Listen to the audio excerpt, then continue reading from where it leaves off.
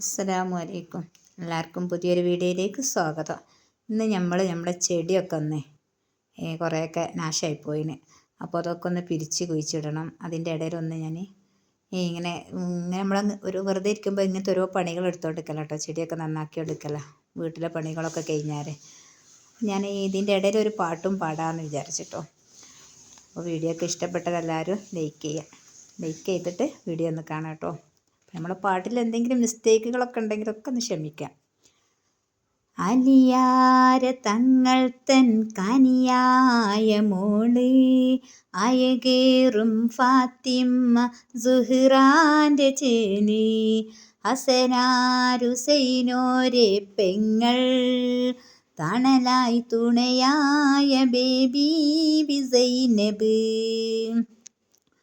അലിയാര തങ്ങൾ തൻ കനിയായ മോള് അയകേറും ഫാത്തിമ സുഹ്റാൻ്റെ ചേലി ഹസനാരുസൈനോരെ പെങ്ങൾ തണലായി തുണയായ ബേബി സൈനബ്. കഥനങ്ങൾ കഥയേറെ പറയാനതുണ്ട്, കർബലതൻ നിണമാർന്ന ചരിതങ്ങളുണ്ട്. 6-ാം വയസ്സിൽ പൊന്നുപ്പാപ്പ പോയല്ലോ, 6 മാസം പിന്നെ പൊന്നുമ്മയും പോയി. കൺമുന്നിൽ കണ്ടതല്ലേ കരളാം പിതാവറലി, കൂടെ പീറപ്പാം ഹസൻ ഹുസൈനോരെ തൻ്റെ ബലി.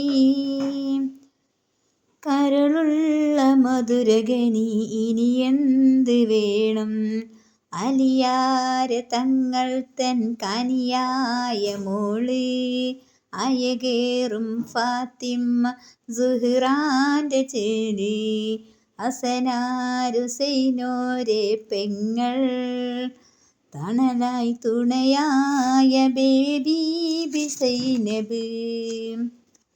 അൽഹൗറ് എന്ന് അൽഫാളിലായും അസ്സൈദ പിന്നെ അൽ ആരിഫായും ഉമ്മുൽ അവാജിസ് ഉമ്മുൽ മസായിദ് ഉമ്മുൽ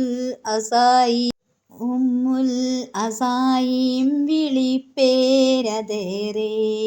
ഇന്നും വിലായതിനാൽ മുന്നിൽ വിലസു നേരാം. മിസ്റിൻ്റെ പുണ്യമണ്ണിൽ റജബിൽ പൊലിഞ്ഞ പൂവാം, അവരിൽ സദാ ഹുബ്ബിലാക്കേണേ യാ റബ്ബ്. അലിയാര തങ്ങൾ തൻ കനിയായ മോള് അയകേറും ഫാത്തിമ സുഹ്റാൻ്റെ ചേല്